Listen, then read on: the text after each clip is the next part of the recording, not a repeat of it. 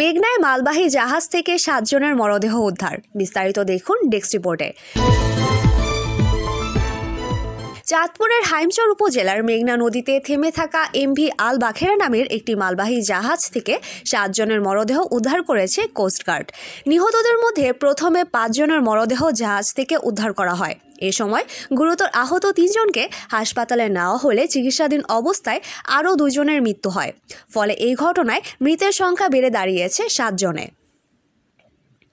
সোমবার 23 ডিসেম্বর দুপুরে সদর উপজেলার মাঝির বাজার এলাকায় নোঙর করা ওই জাহাজ থেকে মরদেহগুলো উদ্ধারের খবর পাওয়া যায়। নিহতরা ওই জাহাজের নাবিক ও কর্মচারী বলে জানা গেছে, তবে তাৎক্ষণিকভাবে নিহতদের নাম পরিচয় জানা যায়নি।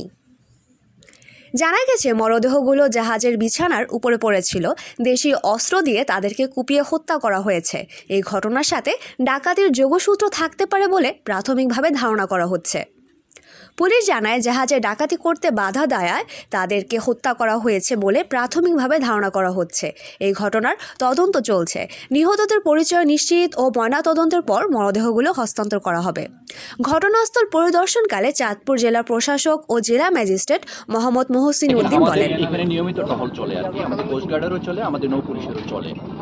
তবে আজকের এই ঘটনা পরে আমরা বিশ্বাস করি, আমরা মনে করি যে এখানের যে নিরাপত্তা যেটা আছে সেটাকে আরো বাড়াতে হবে আর কি। আমি নৌ পুলিশের সাথে কথা বলেছি, আমাদের যে জাহাজগুলো এদিকটা পণ্য পরিবহনের জন্য চলাচল করে তাদের জন্য আরো যেন নিরাপত্তা আমরা দিতে পারি। আমরা নিরাপত্তা অবশ্যই বৃদ্ধি করি। এখন পর্যন্ত স্যার আপনারা এই যে হত্যাকাণ্ড হলো সেটা কি মূলত কি ডাকাতির ঘটনায় নাকি কোনো পূর্ব পরিকল্পনা বা কিছু এই ধরনের কিছু পাওয়া গেছে কিনা? আসলে এই তথ্যটা বের করতে আমাদের সময় লাগবে। এটা কি একটা হত্যাকাণ্ড নাকি শুধুই ডাকাতি নাকি ভিন্ন কিছু? এমনও হতে পারে যে নিজেদের মধ্যেও অনেক সময় ব্যক্তিগত বিষয়কে কেন্দ্র করে ঝামেলা হয়। আসলে এটা এই মুহূর্তে বলা সম্ভব না। এটা শুধু আমাদের তদন্তের পরই আমরা বলতে পারবো যে এই ঘটনাটা কেন ঘটেছে।